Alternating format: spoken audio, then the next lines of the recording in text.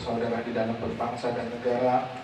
Dan sesungguhnya Rasulullah SAW, Nabi Muhammad dan para nabi-nabi, Nabi Adam, Nabi Nuh, Nabi Saleh, Nabi Hud, dan juga semua para nabi-nabi dan para rasul, mereka diutus oleh Allah Subhanahu wa taala, termasuk Nabi Musa, Nabi Isa, Nabi Yahya, Nabi Zakaria, Nabi Ibrahim, Nabi Ismail, Nabi Ya'qub, Nabi Ishaq. Semua para anbiya dan para rasul diutus membawa rahmat, membawa kasih sayang, memberikan manfaat kepada umat sekalian. Tidak ada satu nabi pun yang diutus oleh Allah Ta'ala untuk membawa permusuhan. Tidak ada satu nabi pun yang diutus untuk menanamkan kebencian, kedengkian, perpecahan satu sama lain. Tetapi semua para nabi-nabi itu diutus oleh Allah Ta'ala membawa rahmat dan kasih sayang. Kepada siapa? Apakah hanya kepada umatnya saja? Tidak. Allah Ta'ala menyebutkan tentang Nabi Muhammad, wa ma arsalnaka ila rahmatan lil alamin. Kami tidak utus engkau, wahai Nabi Muhammad, melainkan semata-mata rahmat, kasih sayang buat alamin.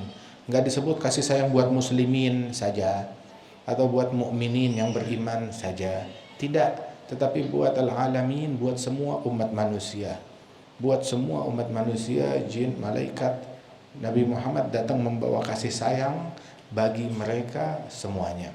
Bahkan di dalam hadis ini kita diajarkan oleh para ulama, para ahli ilmu agama yang bersanad. Apa itu maknanya yang bersanad? Artinya pemahaman mereka dan proses pembelajaran mereka bersumber dari guru yang tersambung, terkoneksi dengan sambungan yang jelas, sertifikasinya, sumbernya, belajar dari siapa, gurunya itu belajar dari siapa, terus bersilsilah dari orang yang jelas, orang yang jelas, orang yang jelas sampai kepada Nabi Muhammad sallallahu alaihi wasallam. Ini para ulama, para guru-guru yang bersanad, yang jelas asal usulnya, bukan yang asal nemu di mana namanya, di medsos atau di internet atau di jalanan, tetapi jelas dia berguru kepada siapa, gurunya berguru kepada siapa, terus bersilsilah. Dan ini memang ada sebuah ilmu dalam agama Islam yang mengkaji hal tersebut. Dan ini namanya disebut sanad. Dan sanad adalah keistimewaan yang Allah Ta'ala berikan kepada umat ini. Jadi sertifikasinya itu jelas dari mana. Kalau enggak, setiap orang akan melabelkan dirinya semaunya. Begitu. Tapi orang enggak bisa bilang, saya dokter. Oh, apa buktinya kamu dokter? Dari mana sumbernya? Belajarnya sama siapa? Diselidiki.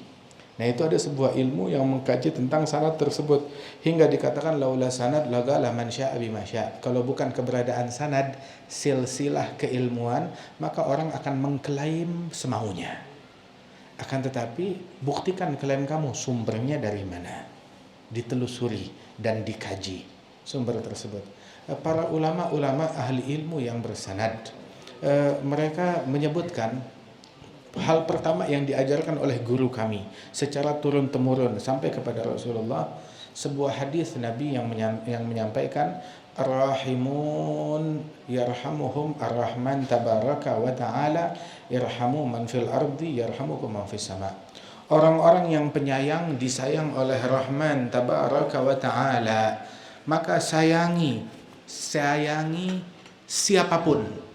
Irhamu man fil ardi, sayangi siapapun yang ada di muka bumi. Yarhamukum man fis sama, maka Allah Ta'ala akan menyayangi kalian.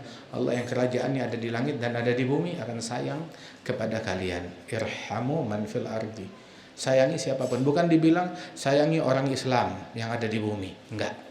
Tapi sayangi man itu angkar nakirah, sesuatu yang paling nakirah dalam ilmu nahwu. Artinya siapapun, muslim maupun non-muslim, sejalan ataupun beda jalan, sayangi siapapun yang ada di muka bumi, niscaya Allah akan menyayangi kalian. Dan ini yang dicontohkan oleh para guru-guru kita dan dicontohkan oleh para nabi-nabi yang terdahulu. Rahmat dan kasih sayang nampak dari tutur kata mereka, baik pada dirinya Nabi Musa sebagai nabi yang diutus kepada masyarakat Bani Israel, berdiri agama Yahudi. ataupun yang nampak pada pribadi Nabi Isa.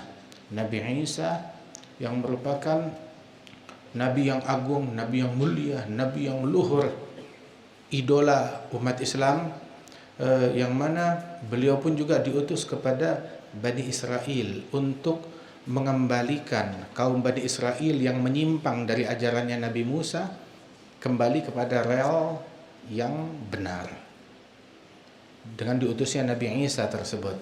Dan lahirlah dari para pengikut Nabi Isa kaum umat Nasrani dan juga kelompok elit daripada umat Nabi Isa yang dikenal sebagai kaum Hawariyin.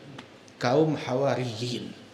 Kaum Hawariyin itu mereka adalah sahabat-sahabat anak didik langsung Nabi Isa ibn Maryam. Subhanallah. Dan Nabi Isa ini punya kelompok elit, murid khusus beliau namanya kaum Hawariyin. Disebut Hawariyin karena mereka ini, kaum Hawariyin tersebut berpakaian putih-putih, sehingga disebutnya Hawari. Hawari, pembelanya Nabi Isa, karena mereka berpakaian putih-putih, kaum Hawariyin tersebut. Dan disebut juga oleh Rasulullah, likulli nabiyyin hawari. Setiap nabi itu ada kelompok elitnya, murid-murid khususnya. Wa hawariyi, setiap nabi punya orang begitu, punya kelompok khususnya. Nabi Musa termasuk. Nabi Isa termasuk di antara kelompoknya Nabi Musa itu adalah Yusha bin Nun dan juga orang-orang yang terdekat dengan mereka. Dari Nabi Isa kaum Hawariyin yang kita kenal. Dan Nabi Muhammad bilang termasuk saya juga punya Hawariyin, umat yang paling elit, sahabat yang paling dekat. Di antaranya adalah Zubair bin Al-Awwam, sahabat Rasulullah sallallahu alaihi wasallam. Alhasil, bahkan pada pribadi Nabi Isa rahmat dan kasih sayang yang sangat agung, yang sangat luar biasa. Dan kita didoktrin oleh Allah, oleh Nabi Muhammad sallallahu alaihi wasallam untuk menghargai, menghormati, memuliakan setiap nabi. Tidak ada manusia yang lebih agung melebihi para nabi-nabi. Mereka adalah orang yang paling agung, orang yang paling mulia, orang yang paling hebat, yang paling luhur. Manusia yang paling hebat di alam semesta adalah para nabi-nabi dan para rasul. Dan para nabi-nabi itu jumlah mereka ada banyak sekali. Termasuk juga kita semua yang ada di sini, kita adalah cucu nabi. Nabi siapa? Nabi Adam. Kita cucunya Nabi Adam. Makanya disebut wahai anak Adam, wahai Bani Adam. Nah, kita cucu Nabi Adam. Dan kita semua yang ada di sini juga cucunya Nabi Nuh. Cucunya Nabi Nuh. Waja'alna dzurriyyatahu humul bagin. Sebab tidak ada yang ada di alam semesta ini kecuali mereka yang ada di dalam bahteranya Nabi Nuh. Dan subhanallah, di dalam bahtera Nabi Nuh manusia itu sekitar 80 orang. Dan dijadikan yang punya keturunan dari mereka adalah dari anak-anaknya Nabi Nuh. Apa? Dari Al-Qur'an, firman Tuhan. Ja'alna dzurriyyatahu humul bagin, kami jadikan zuriyahnya Nabi Nuh, mereka adalah yang tersisa daripada keturunan umat manusia. Subhanallah. Dan juga para nabi-nabi tersebut mereka yang paling elit di antara semuanya. Jumlah mereka demikian banyak, lebih dari 20.000 orang. Kemudian yang terdata itu tidak banyak. Akan tetapi jumlah mereka lebih dari 24.000 orang. Dan di antara para nabi-nabi tersebut yang paling agung adalah para rasul, utusan Allah. Para rasul, ada nabi cuma nabi saja, ada juga para rasul. Itu adalah kelompok elitnya para nabi-nabi. Para nabi-nabi dengan strata tertinggi, para rasul. Dan jumlah para rasul lebih dari 300 orang. Lebih dari 313 orang jumlah para rasul. Dan di antara para rasul yang disebut namanya di dalam Al-Qur'an ada sejumlah 25 para rasul. Kemudian di dalam Al-Qur'an ada 25 nama yang disebut. termasuk nama Nabi Musa, Nabi Isa, Nabi Ilyas, Nabi Yahya, Nabi Zakaria, yang disebut. Yang kita tidak tahu namanya jauh lebih banyak. Jauh lebih banyak. Dan kita beriman dengan semua nabi, dengan semua rasul. Kita beriman dengan semua nabi, dengan semua rasul, yang mana mereka membawa agama-agama yang benar. Semuanya. Dan kita yakin itu. Kita beriman. La nufarigu baina ahadim min rusulih. Dan dalam kita beriman kepada mereka, kita nggak beda-beda. Artinya, saya beriman cocoknya sama yang ini. Saya nggak beriman dengan nabi yang itu. Nggak. Umat Islam tidak sah imannya mereka kecuali mereka beriman kalau Nabi Musa adalah utusan Allah, Rasul yang agung yang mulia. Umat Islam tidak sah imannya mereka kecuali kalau mereka juga beriman dan percaya Nabi Isa adalah Rasul yang agung yang diutus oleh Allah Ta'ala. Dan kita setiap hari mendoktrin diri kita dengan hal tersebut. Itu disunnahkan tiap bangun subuh orang masih lupa, masih belum sadar apa-apa. Kita umat Islam itu habis adzan subuh udah sholat, sebelum sholat subuh sholat qobliyah subuh, terus setelah itu dia baca apa yang dia baca di dalam sholat subuh itu. Dia membaca firman Allah Ta'ala 2 ayat. Ayat yang pertama adalah Qulu amana billah wa ma unzila ilaina wa ma unzila ila Ibrahim wa Ismail wa Ishaq wa Yaqub wa al-asbat wa ma utiya Musa wa Isa wa ma utiya nabiyyuna min ba'dihim la nufariqu baina ahadin minhum wa nahnu lahu muslimun. Sebuah ayat di dalam surat Al-Baqarah. Katakanlah wahai Muhammad, katakanlah wahai umat Islam, kami beriman kepada Allah dan kami beriman dengan semua kitab suci yang diturunkan oleh Allah Ta'ala, dan kami beriman dengan semua yang diturunkan oleh Allah kepada Ibrahim, kepada Ismail, kepada Ishak, kepada Yaqub, kepada Asbat.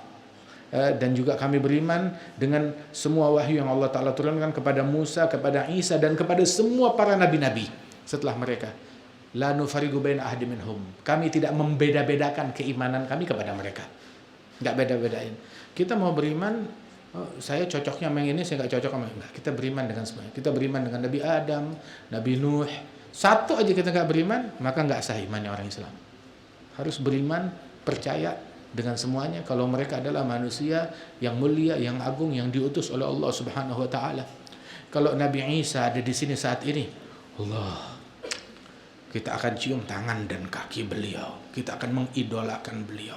Kita akan cium keningnya beliau. Nabi yang agung, Nabi yang hebat, yang selalu kita rindukan. Subhanallah. Siapa yang ngajarin? Nabi Muhammad yang ngajarin kita untuk hormat.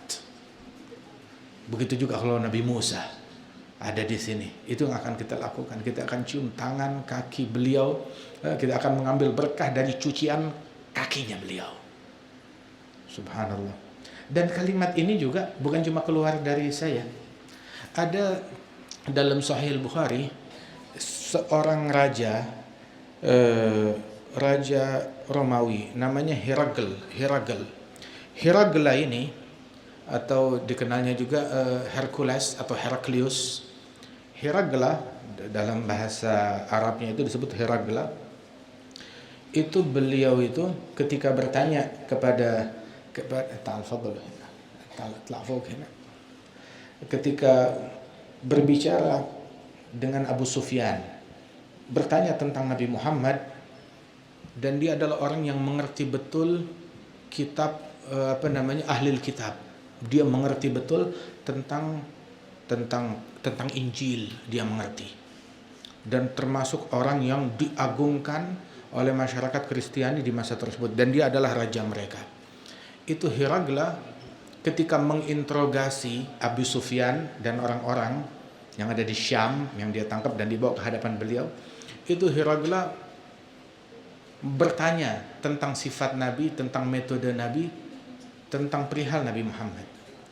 Hingga beliau bertanya, hal yartad ahadun sakhtatan lidini, mereka yang masuk Islam bersama Muhammad, ada gak yang keluar dari agama Islam setelah mereka masuk Islam? Mereka keluar dari agama Islam karena gak suka. Abu Sufyan bilang, gak ada satupun. Kenapa? Terus dijawab oleh Heragla, saya tanya hal itu dan saya jawab. bahwasanya begitu pula wa kadzalika amrul iman. Iman memang demikian. Idza dakhalat bashashatuhul quluba la yaskhatuhu ahad. Apabila pancaran keimanan masuk ke dalam hati, kenyamanannya, ketentramannya itu, kedamaiannya berasa dalam hati, nggak ada yang nggak suka. Sehingga dia menanggalkannya begitu, enggak. Yang menanggalkan yang belum masuk, tapi kalau yang udah masuk, begitu dia akan merasakan manis, nggak bakal mau menukar kemanisan tersebut dengan apapun juga. Hingga ucapan terakhir dari manuskrip tersebut yang udah yang 1400 tahun ini dan didata secara turun-temurun dengan sanad yang kuat, itu Hiraqla bilang kepada Abu Sufyan, saya tahu memang dia akan datang, Nabi Muhammad ini. Akan tetapi saya nggak tahu kalau dia bakal datang dari suku Arab. Saya kira datangnya dari Bani Israel, dari leluhurnya Nabi Isa, dari leluhurnya Nabi Musa. Nggak taunya datangnya dari suku Arab. Begitu. Lau dhanantu anni akhlus ilaih, kalau saya berpikir kalau saya bisa datang kepada beliau dengan selamat tanpa dijegal ataupun dikudeta kerajaan saya, niscaya saya yang bakalan datang kepada beliau. Kata Hiraqla atau Heraklius atau Hercules dengan bahasanya ini. Terus dia bilang, lau akhlusu ilaih latajashamtu liqa'ah walau kuntu indah. Kalau aku ada bersama dengan Nabi Muhammad ini, maka saya akan mengambil berkah dari air cucian kakinya Nabi Muhammad sallallahu alaihi wasallam. Ini Hiraqla. Makanya saya juga bilang, kalau Nabi Musa ada di sini, saya akan ambil berkah dari air cucian kakinya Nabi Musa, dari air cucian kakinya Nabi Isa, dari air cucian kakinya Nabi Adam. Kenapa? Itu idola kita, yang kita didoktrin untuk iman kepada mereka. Ini orang-orang yang selalu kita sebut. Ada satu surat di dalam Al-Quran namanya surat Nuh, surat Nabi Nuh. Ada satu surat Nabi Ibrahim, surat Ibrahim. Ada surat Yunus. Bukan potongan ayat, full satu surat. Ada surat Yusuf. Bahkan ada lagi surat Musa nggak ada surat Musa. Surat Isa juga nggak ada. Loh kenapa? Saking nama mereka ini terlalu banyak disebut di dalam Al-Quran, sehingga ya kalau mau disebut tiap kali ada surat yang disebut Nabi Musa atau Isa disebut surat Musa Isa, bisa ada 10 surat namanya Musa semua. Musa 1, Musa 2, Musa 3, Isa 1, Isa 2, Isa 3. Saking terlalu banyak disebutkan. Akan tetapi ada sebuah surat memakai nama ibunya Nabi Isa. Namanya surat Maryam. Dan itu dalam kitab sucinya kita. Surat Maryam. Berapa puluh ayat di dalamnya. Kemudian juga ada lagi sebuah surat menyebutkan memakai nama kakeknya Nabi Isa. Loh, ada, iya. Namanya surat Al-Imran. Al-Imran. Al keluarga. Imran itu nama orang. Siapa Imran? Imran adalah ayahnya Maryam. Nabi Isa putra Maryam. Maryam putra Imran. Bahkan ucapan istrinya Imran diceritakan oleh Allah di dalam Al-Quran. Kita tahu persis ucapan istrinya Imran saat hamil Siti Maryam. Tahu persis. Dan itu selalu diulang. Apalagi kalau di Banjar sini kan, tiap kali ada akekah atau ada tasmiyah, dibacakan Al-Quran dari surat Al-Imran. Dan yang diceritakan adalah ucapan ibunya Siti Maryam. Idh qalat imra'atu Imran, Rabbi inni nadartu laka ma fi batni muharraran fataqabbal minni. Ini ucapannya Siti Maryam, istrinya Imran, Hanna. Dia bilang ketika istrinya Imran berkata, ya Allah, waktu dia ngandung, saya nazar yang di perut saya ini saya persembahkan untuk Baitul Maqdis, untuk tanah suci. Gak taunya yang lahir perempuan. Rabbi ini wada'tuha untha, ya Allah, yang lahir perempuan. Laisa dzakaru kal untha, memang laki gak seperti perempuan. Subhanallah. Tapi agamanya Allah adalah menyingkirkan diskriminasi dari dulu, menyingkirkan daripada diskriminasi gender dari dulu tuh, itu ditiadakan dalam agama kita. Dalam agama Yahudi, dalam agama Nasrani, dalam agama Islam, dan dalam semua agama-agama yang benar nggak ada diskriminasi sama sekali. Sehingga cikal bakal lahirnya dari agama Nasrani tersebut dimulai ceritanya kisah perempuan. Subhanallah, dari ucapan dan niatnya seorang wanita salihah, waliyah yang diagungkan oleh Allah Subhanahu wa taala. Terus dia bilang, ya Allah, saya lahirnya perempuan bukan laki, laisa dzakar kal untha. Itu guru kami Al-Habib Anis bin Ali Al-Habsyi bilang, itu ada tafsirnya. Apa tafsirnya? Laisa dzakar alladhi a'tainak, laisa dzakar alladhi talabti kal untha allati a'tainaki iyyaha. Memang laki nggak seperti perempuan. Ya, laki. Kamu minta bayi laki-laki. Bayi laki-laki yang kamu minta, begitu.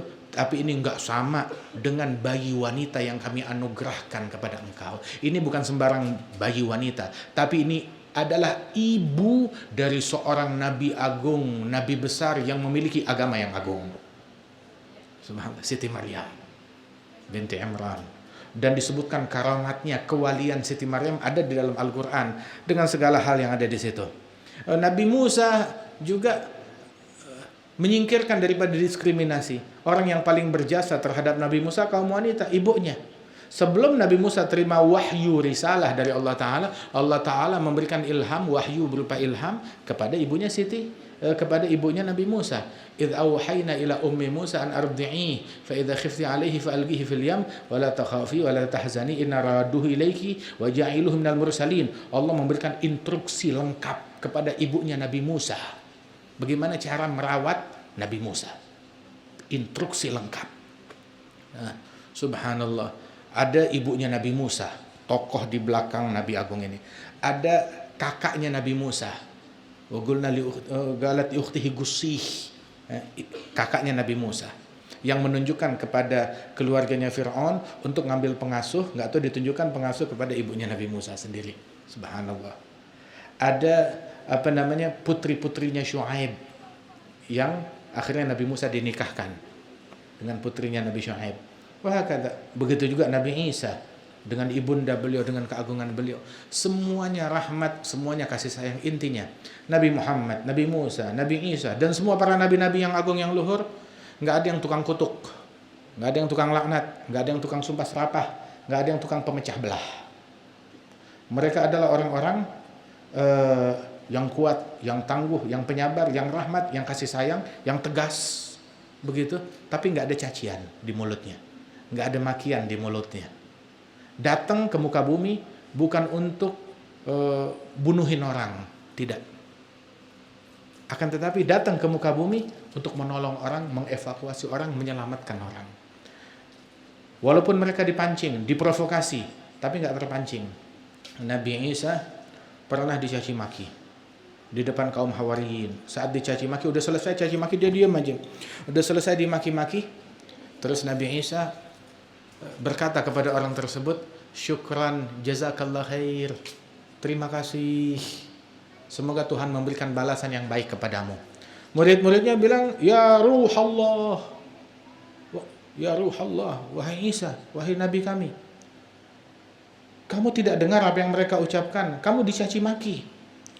Sayyidina Isa bilang, nah ini perbedaan persepsi antara saya dengan kalian. Kamu bilang saya dicaci maki, itu menurut pandangan kamu. Menurut pandangan saya bukan dicaci maki.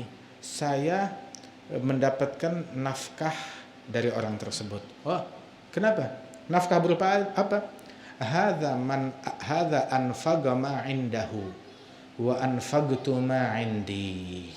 Dia menafkahi apa yang dia punya dalam hatinya. Kebetulan yang dia punya cacian, makian, kebencian. Itu yang dia kasih hadiah ke saya. Dan saya memberikan hadiah kepada dia yang saya punya. Kebetulan di hati saya yang saya punya rahmat, kasih sayang, doa, syukur, terima kasih. Dan itu yang saya berikan kepada dia. Masing-masing wadah memercikkan isinya. Dan semua nabi-nabi menyiapkan wadah umatnya dengan kasih, dengan cinta, dengan kasih sayang, dengan penghormatan. Nggak ada nabi yang ngajarin kurang ajar. Tidak ada. Nabi yang mengajarkan kurang ajar, tidak ada. Kita diajarin hormat kepada semua nabi-nabi. Wah, kada. Dan kita dididik untuk mengidolakan para nabi-nabi dan para rasul tersebut. Itu disebutkan bahwasanya Sayyidina Isa bersama kaum Hawariyin berjalan. Saat beliau berjalan, ngelihat ada seekor bangkai anjing yang udah busuk bau.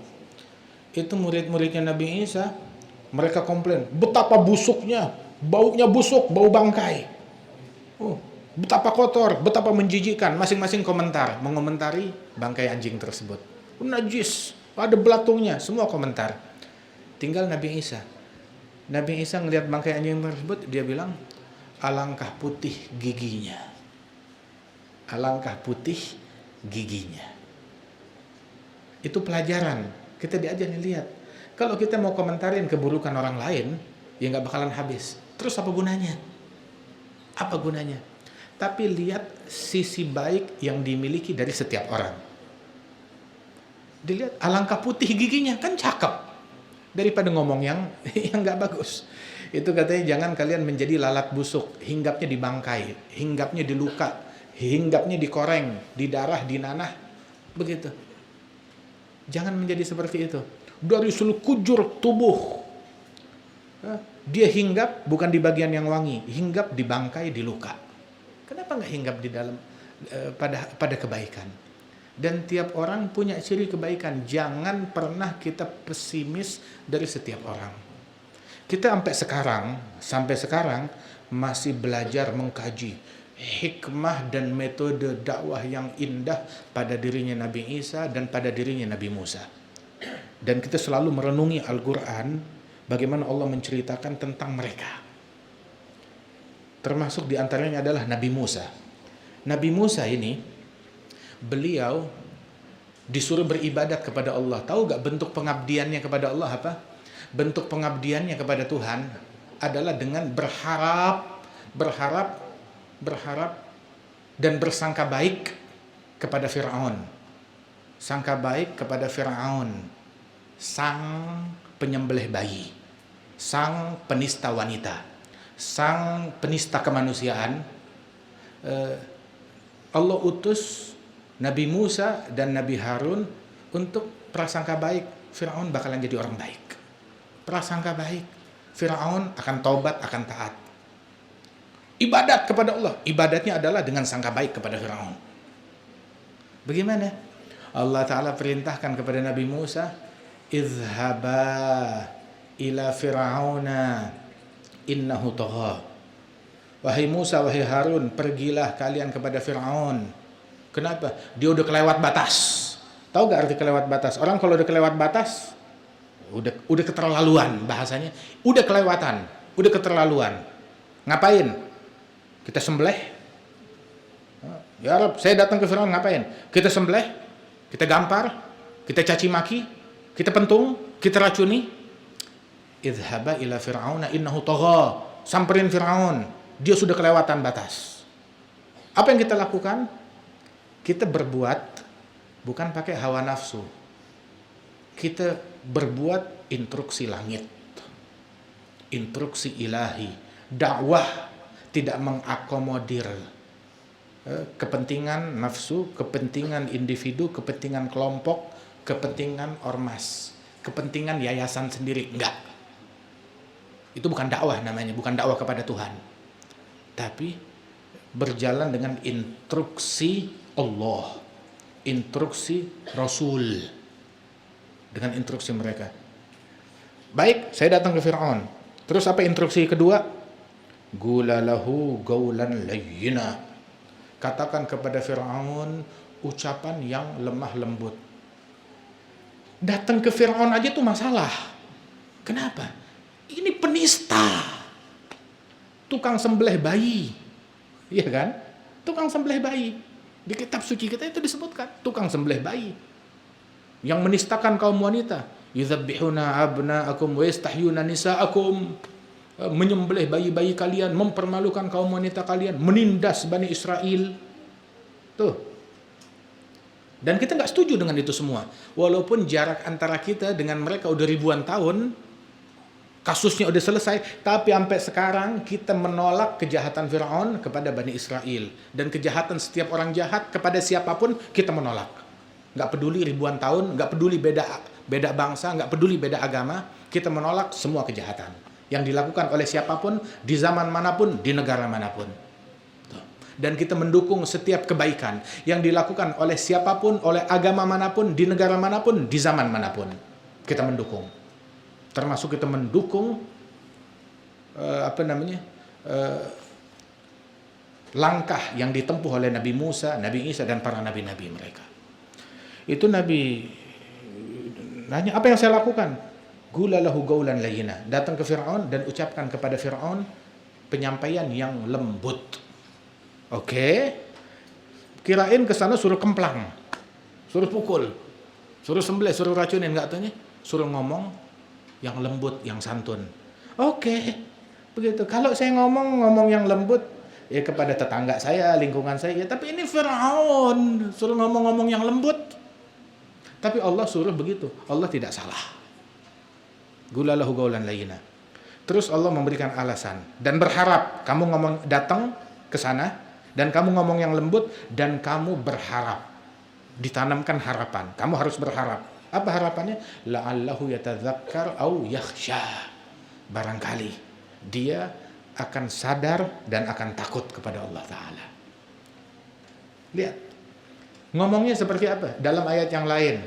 Di surat Abbas. Di surat Nazi'at. Idhab ila fir'auna innahu tagha. Datang kepada Fir'aun, dia udah kelewatan batas. Terus suruh ngomong apa? Qul lahu hallaka ila an tazakka wa ahdiyaka ila rabbika fatakhsha. Apakah ada peluang hallaka ila an tazakka? Apakah ada peluang barangkali kamu mau bersuci, bebenah diri, memperbaiki diri kamu, mau balik kepada Allah? Hallaka ila an tazakka wa ahdiyaka. Saya siap mementori engkau, menuntun engkau, membimbing engkau, megang tanganmu. Ahdiyaka ila rabbik, menuntunmu kepada Allah. Fatakhsha. Fa'arahul ayatul kubra, hingga engkau takut kepada Allah Subhanahu wa taala. Begini cara ngomong sama orang. Bukan tahu jurit, ini binatang, ini begini, ini kuntilanak nih. Bukan begitu. Bukan begitu ajaran nabi-nabi, enggak disetujui ajaran yang semacam itu. Subhanallah. Intinya kita manusia beda. Enggak ada yang sama di sini. Enggak ada yang sama, warna kulit kita beda. Ya. Bahkan jangan bicara agama beda, bukan cuma agama yang beda. Bahasa kita beda. Di Indonesia aja ada berapa puluh bahasa. Suku kita beda, ada berapa puluh suku di Indonesia. Sidik jari kita beda. Bahkan kita ini dalam diri kita, sidik jari jempol kita sama telunjuk beda. Telunjuk sama kelingking, sama jari tengah, sama jari manis beda. Jempol kanan sama jempol kiri beda. Telunjuk kanan sama telunjuk kiri beda. Oke, kita beda, so what? Terus kenapa kalau kita beda? Terus beda, karena beda. Jempol kanan, sidik jarinya beda dengan jempol kiri. Berarti salah satu mesti dipotong. Gila kah kita? Itu bukan akal yang semacam itu. Perbedaan bukan berarti mesti disingkirkan. Enggak, tidak. Nabi bilang al-ikhtilaf rahmah wa ikhtilaf ummati rahmah. Ikhtilaf itu rahmat, kasih sayang.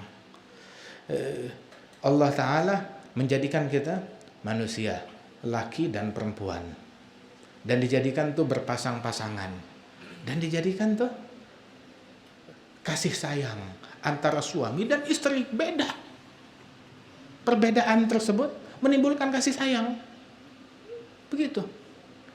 Kasih sayang suami kepada istri beda, kasih sayang istri kepada suami beda, kasih sayang seorang ayah kepada anak beda, kasih sayang seorang anak kepada ayahnya, kepada ibunya beda.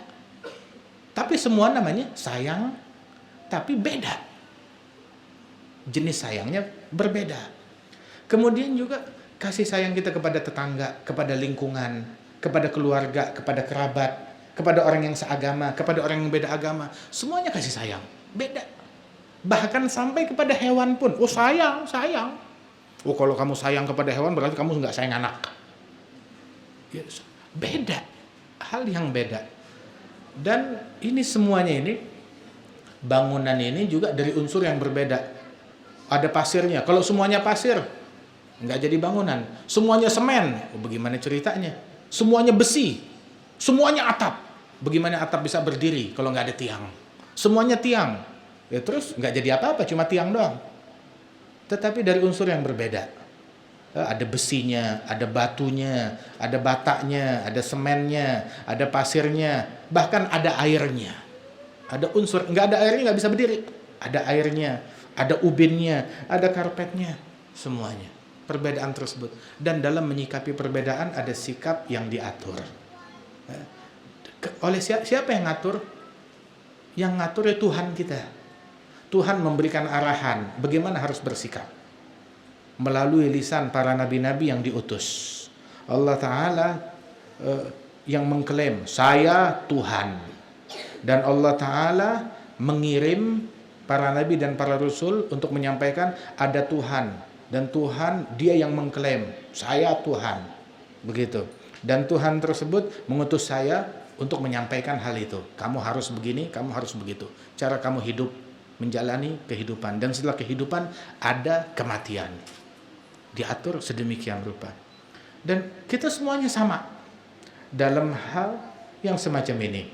Nah karenanya itu keragaman tersebut nggak otomatis menimbulkan kebencian. Tahu gak Nabi Muhammad waktu hijrah, salah satu penunjuk jalannya itu adalah seorang musyrik, seorang non muslim. Kemudian juga waktu Rasul Shallallahu Alaihi Wasallam ada di kemahnya Ummu Ma'bad dalam perjalanan hijrah, yang menjamu Rasulullah, yang menolong membantu Rasulullah di tengah jalan adalah seorang non muslim. Dan Nabi Muhammad nggak bilang sono kamu najis, nggak bilang begitu kepada mereka. Tetapi Nabi Muhammad tetap. Dan ketika sampai di Madinah, pertama yang disapa oleh Nabi Muhammad, hei umat Islam, enggak. Yang disapa oleh Nabi Muhammad, pertama yang disapa oleh Rasulullah, umat manusia. Ayyuhan nas, hei sekalian manusia, muslim non muslim. Di Madinah ada orang Islam. Orang Islam ada berapa kelompok? Dari pendatang, muhajirin. Muhajirin bukan semuanya dari Mekah. Ada dari Mekah, dari Persia, dari perkampungan sekitar yang ditampung di sana. Ada juga orang Islam dari orang-orang yang tinggal di Madinah, dan itu bukan dari suku. Ada dua suku besar, suku Aus, suku Khazraj, dan suku-suku kecil lainnya. Kemudian di Madinah ada orang-orang non-muslim. Orang non-muslim juga beragam. Ada orang Yahudi. Masyarakat Yahudi itu banyak di Madinah. Kemudian juga ada orang-orang musyrikin, penyembah berhala, juga ada di Madinah. Dan semuanya oleh Nabi Muhammad dipanggil. Semuanya diajak. Semuanya diajak untuk berbagi, untuk memberi, untuk menjaga stabilitas negeri, untuk menjaga keamanan. Nabi bilang, ayuhan nas, semua manusia, semua manusia. Deklarasi Madinah. Instruksi Nabi ini pertama, afsyus salam, sebarkan salam, sebarkan kedamaian, sebarkan salam antara kalian semuanya. Kemudian silul arham, sambung silaturahmi. Saya datang bukan ngajarin kalian mentang-mentang udah masuk Islam, putus sama yang ini, putus sama enggak putus. Sambung, tetap nyambung. Silul arham, terutama kepada kerabat, family, sambung. At'imut ta'am, kasih makan orang. Untuk ngasih makan jangan pilih-pilih saya mau ngasih makan ini, saya nggak mau kasih makan yang itu. Kasih makan semua orang. Itu Nabi Ibrahim, ada orang dia nggak mau makan kecuali sama tamu. Tanya kenapa? Saya pernah satu kali tuh ada orang minta dijamu sama saya. Saya tanya, agama kamu apa? nggak taunya beda agama sama saya. Saya bilang, saya kasih kamu jamuan, tapi dengan syarat kamu ikut agama saya. Itu orang menolak. Maka saya ditegur oleh Allah, ya Ibrahim, sepanjang masa ini, dia tidak beriman kepadaku, aku nggak pernah stop rizkinya dia. Baru hari ini, saya jadikan rizkinya itu melalui engkau ajukan syarat ini dan itu. Masalahnya dia sama saya nggak putus rizkinya. Baru kali ini saya giring dia ke kamu, melewati engkau, kamu pakai syarat harus gini, harus gitu. Nabi Ibrahim langsung taubat. Dicari tuh orang dipanggil, ayo tuntun ke rumahnya. Yang tadi saya minta kamu nggak kasih, sekarang kamu paksa. Kenapa? Dan gara-gara kamu saya ditegur oleh Tuhan saya. Allah bilang kepada Nabi Ibrahim waktu Nabi Ibrahim selesai membangun Ka'bah. Tahu kan kita semua kenal Ka'bah. Ada gak kita mau nyumbang bangun Ka'bah, bisa gak? Nggak bisa. Nggak bisa. Apalagi yang mau disumbang, apalagi yang mau dibangun. Nggak bisa disumbang. Saya nyumbang bata buat Ka'bah, nyumbang cat buat Ka'bah, nggak bisa. Kalau musola masjid lain kita bisa, tapi kalau Ka'bah kita nggak bisa. Emang udah begitu bangunannya. Nah itu waktu beliau selesai merenovasi membangun Ka'bah, Allah Ta'ala bilang kepada Nabi Ibrahim, menurunkan wahyu, ya Ibrahim, engkau bersama Nabi Ismail sudah selesai membangun Ka'bah. Hebat kan? Tahu gak? Lugmah taj'aluha fi batn jai' khairun indi min bina'il Ka'bah. Sesuap makanan engkau letakkan di perut orang yang lapar, pahalanya lebih besar di sisiku daripada engkau membangun Ka'bah. Sesuap makanan di perut orang yang kelaparan, baik itu orang muslim ataupun non muslim. Kasih makan orang lebih besar daripada membangun Ka'bah. Ada yang lebih agung daripada ini, ihsan. Kita ngasih makan orang seagama ataupun beda agama. Begitu. Sesuap makanan buat dia lebih besar daripada membangun Ka'bah. Padahal itu Ka'bah kan sesuatu yang kita agungkan, simbolnya kita ngasih makan orang, siapapun orangnya. Ada ihsan yang diajarkan oleh Nabi Muhammad sallallahu alaihi wasallam dalam Al-Qur'an. Bahkan terhadap dalam Al-Qur'an Allah Ta'ala bilang wa yut'imuna at'ama ala hubbihi miskinan wa yatiman wa asira. Allah memuji sekelompok keluarganya Nabi yang ngasih makan kepada miskin, orang miskin, oke. Yatim, anak yatim, oke, nggak masalah. Terus ada satu lagi, siapa yang dikasih makan? Asir tuh tawanan perang. Tawanan perang berarti non muslim, itu satu. Kalau tawanan perang berarti orang itu melakukan peperangan, memerangi umat Islam. Kemudian dia kalah dan ditangkap dan ditawan, ya kan? Otomatis dia non muslim, bahkan tuh dalam kita disebutnya kafir harbi yang memerangi kepada orang Islam.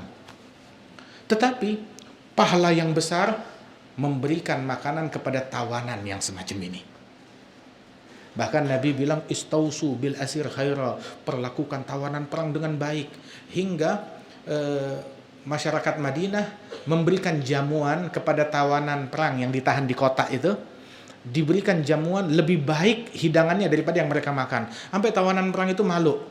Loh, makanan kita lebih mewah daripada makanan kalian tuan rumah. Kita di kampung kita aja di Mekah nggak makan kayak begini. Bilang, kalian titipannya Rasulullah, kalian bukan tawanan, kalian titipannya Nabi Muhammad. Nabi pesan untuk merawat kalian, ngurusin kalian. Kami mendekatkan kepada Allah, beribadat kepada Allah dengan ngasih kalian makan. Tuh, yut'imuna ta'am ala hubbihi miskinan wa yatiman wa asira.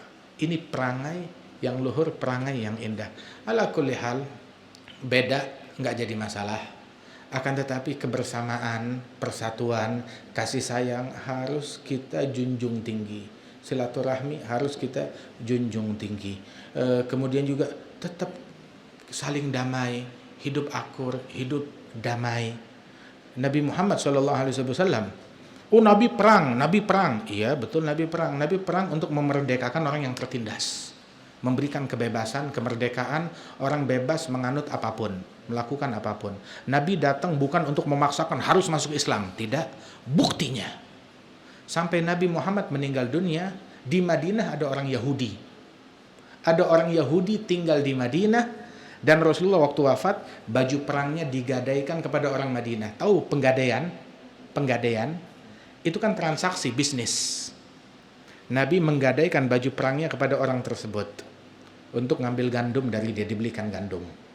Maknanya waktu Nabi wafat sampai akhir daripada masa Rasulullah di Madinah ada orang Yahudi dan mereka mendapatkan hak penuh untuk bertransaksi, dijaga dan dilindungi oleh Rasul Shallallahu Alaihi Wasallam. Ya. Oh, tapi ada orang Yahudi yang diperangi oleh Nabi Muhammad, ada yang terbunuh, ada yang terusir, yang melakukan kejahatan perang. Bukan karena agamanya, tapi karena kejahatannya. Bukan karena agama, tapi karena kejahatannya yang dilakukan oleh orang tersebut. Wahakata. Dan Rasul Shallallahu Alaihi Wasallam menyikapi setiap orang tuh dengan sikap yang adil, yang rahmat, yang penuh kasih sayang, dan beliau menjadi rujukan masyarakat Muslim dan non Muslim di masa tersebut. Sallallahu Alaihi Wasallam. Mudah-mudahan teladan ini bisa kita ambil pada diri kita dan sepakat semua agama. Terakhir kita bilang semua agama, Islam, Yahudi, Nasrani, dan semua agama-agama yang benar, semuanya sepakat. Nggak pernah dibenarkan di dalam agama mereka perzinaan. Nggak ada perzinaan. Di dalam agama manapun nggak ada perzinaan dibenarkan. Belum ilah ada. Ya kalau kamu bilang ada, kamu rela Nabi kamu begitu berzina atau hasil perzinaan? Nggak mungkin kan? Memang tidak dibenarkan dalam agama manapun, nggak ada yang namanya perzinaan. Di dalam agama manapun dilarang pencurian. Di dalam agama manapun dilarang mengganggu orang, menzalimi orang. Di dalam agama manapun dilarang yang namanya homoseksual. Dalam agama manapun tidak dibenarkan hal yang semacam itu. Di dalam agama manapun dilarang yang namanya riba, renten. Itu dilarang oleh semua agama. Kenapa kita belajar, kita mengkaji dalam agama Yahudi, dalam agama Nasrani, dalam agama Islam, dan itu diharamkan dari dulu oleh semua nabi-nabi. Kesepakatan tersebut. Dan semua agama menganjurkan kasih sayang, menganjurkan rahmat, menganjurkan budi pekerti, menganjurkan sopan santun, menganjurkan kesabaran, menganjurkan berbagi kepada sesama. Subhanallah. Dan ini adalah kedamaian. Agama datang bukan bawa konflik. Agama datang menyelesaikan konflik, membawa damai. Ketika tapi baru belakangan agama datang kok menjadi konflik, menjadi problem, bukan agamanya. Akan tetapi orang yang datang dengan memelintir agama tersebut. Sehingga yang konflik orangnya, yang ngebawanya, bukan agamanya. Agama datang membawa solusi, bukan bawa konflik. Akan tetapi ketika di suatu masa, di satu zaman, di satu daerah itu menjadi sumber konflik, bukan karena agamanya, tetapi orang yang membawanya. Lu jualan agama, ngebunuh orang atas nama agama, ambil harta orang atas nama agama, perkosa orang atas nama agama, dan itu nggak dibenar. Kalau dibilang siapa penista agama, nah ini orang yang jualan agama, mereka yang menistakan agama. Waliyadzubillah min dzalik. Mudah-mudahan Allah Subhanahu wa taala memberikan kita ketakwaan, istiqamah, mengikuti jalan para nabi-nabi yang dimuliakan oleh Allah Subhanahu wa taala. Amin ya rabbal alamin.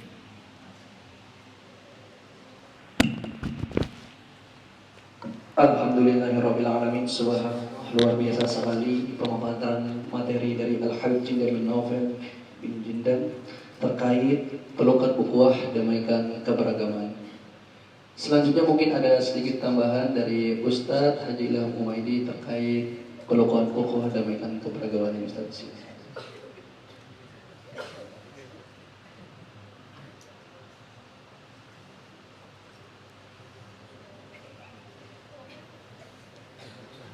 Betul.